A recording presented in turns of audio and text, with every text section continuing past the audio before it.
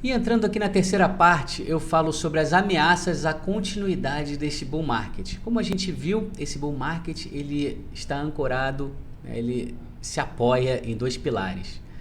Na tecnologia, né, no consumo americano, tecnologia e consumo norte-americano, e também no ressurgimento aí do mercado emergente asiático.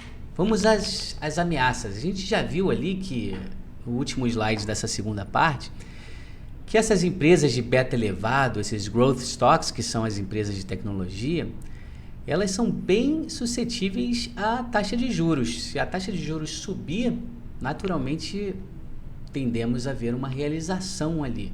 Então, essa, sem dúvida, é uma grande ameaça.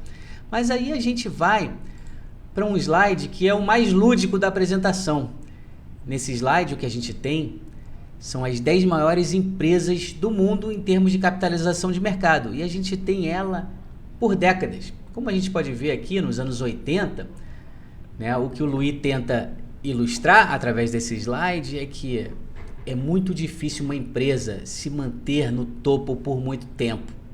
E o que a gente vê aqui nos anos 80, a gente tinha o predomínio ali das empresas petrolíferas. Você via muita bandeira americana, mas a presença da Exxon, da Standard Oil, da Schlumberger, Shell, Mobil, Atlantic, né? Para aqueles que já têm cabelo branco vai lembrar desse nome. Nos anos 90, foi um período em que o Japão cresceu muito. Foi até um período que eu estava nos Estados Unidos, falava-se sobre Total Quality Management, sobre o plano Deming, era a época da Toyota e da Honda.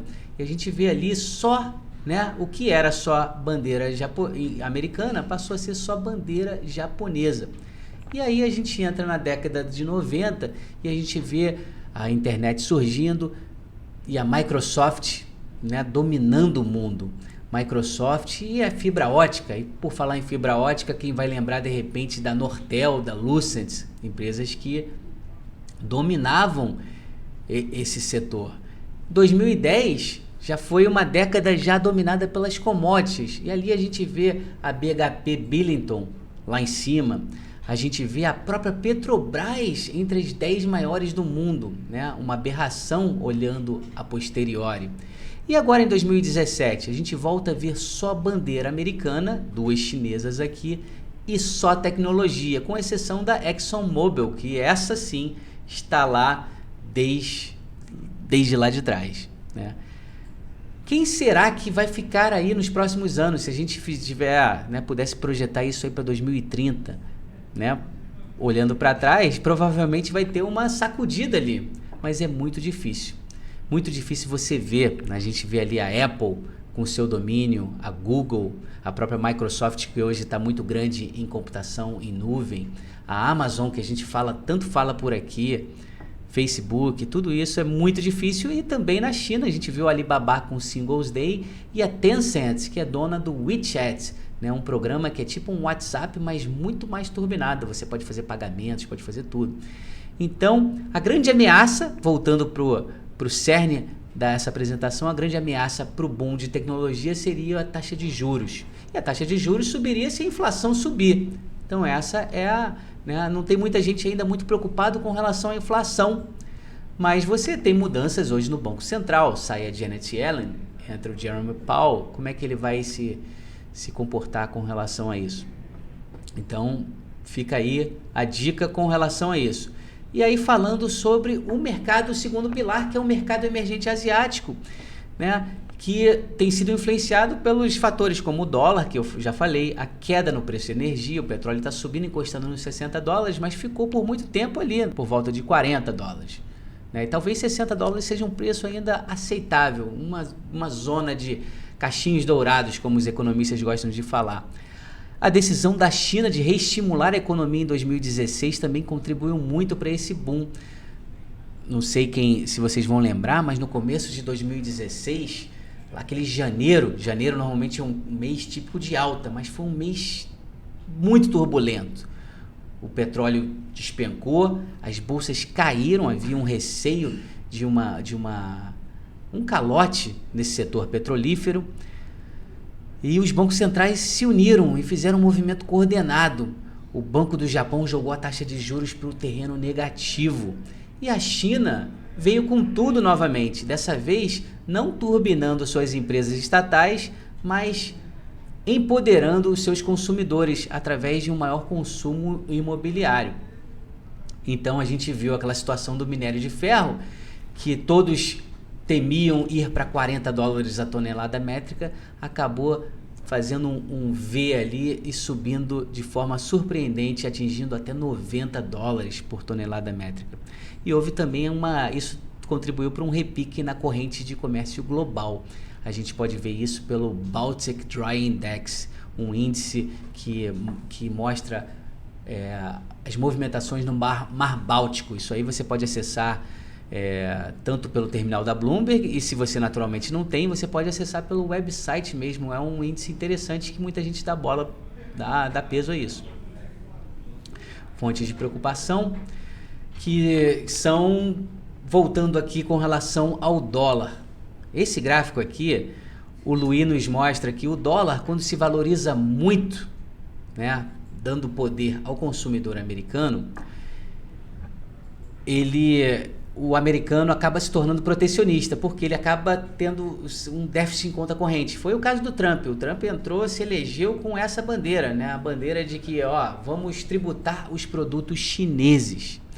Mas quando o dólar se desvaloriza, né? Como a gente está vendo agora, o euro valendo 1,20, quando ele vai para 1,40, como aconteceu alguns anos atrás, aí a Europa já começa a reclamar. Países como a Itália começam a entrar em recessão, né? Então, essa dinâmica do câmbio ela é de extrema importância. A taxa de juros, como eu falei, está lá no chão. Esse gráfico aqui a gente tem, na linha vermelha a gente tem a taxa de juros real e na linha azul a nominal. E a gente vê isso aí como a grande variável, e é uma função da inflação. Não tenho muito a dizer a respeito disso. Mas o que é bem interessante, que o Luiz nos fala, isso daí eu acho que é algo que eu não vejo sendo muito discutido, é que o crescimento, a continuidade desse movimento não irá depender mais do consumidor americano. Por quê? E o que ele diz é o seguinte: o consumidor americano ele está no limite, no seu limite em termos de gasto. Ele está, como ele diz em inglês, ele está maxed out. E esses gráficos aqui são bem ilustrativos dessa situação. A gente pode ver que a inadimplência do financiamento de automóveis vem crescendo. A gente vê que o consumo em restaurantes vem caindo. A gente vê as vendas no varejo não pararam de subir, né? E aqui a relação com estoque, com esse tipo de coisa. Por que isso vem acontecendo? Muitos às vezes especulam quando olham para o varejo americano e falam: não, esse é o efeito Amazon. Mas o Luiz tem uma outra visão. Vamos adiante aqui. Ele fala, não é o efeito Amazon, ele fala que é o efeito relacionado aos gastos com saúde do consumidor americano. Os Estados Unidos, como a gente vai ver no próximo slide, eles gastam um percentual do PIB bem superior aos outros países no mundo no que diz respeito à saúde. Provavelmente muito por ineficiência também. Mas vamos aqui desse gráfico que mostra esse custo crescente, tanto do custo dos serviços de saúde, mas como o que muitas vezes a gente se refere aqui no Brasil à inflação médica, essa que anda bem acima do IPCA e lá também anda bem acima do CPI. Vamos aqui a uma das tabelas também, uma tabela muito interessante. E essa tabela mostra isso que eu acabei de falar, que os Estados Unidos, eles gastam 17% do seu PIB com saúde. O segundo país, que é a Suécia, já gasta bem menos, 12%. O terceiro, a França, gastando 11,5%, junto com quem? Com o Brasil em quarto lugar. Como pode o Brasil, um país em desenvolvimento, gastar o mesmo que a França e a Suécia em termos de saúde? Aqui no Brasil gasta-se muito e gasta-se muito mal, né? Isso daí não é uma surpresa para ninguém, mas é uma aberração, é algo gritante quando a gente vê isso, vê tudo isso que está acontecendo. E por isso, por essas e outras que eu falo, quando as pessoas falam de mercado emergente, desse boom, estaria mais ligado ao boom asiático do que o brasileiro. Não que o Brasil não possa melhorar, o Brasil tem muito a melhorar, mas nós temos uma eleição pela frente e precisamos de um presidente reformista que vai de fato estancar, né, reduzir essa situação, né, diminuir isso daí. Indo adiante, um outro problema em termos de ameaça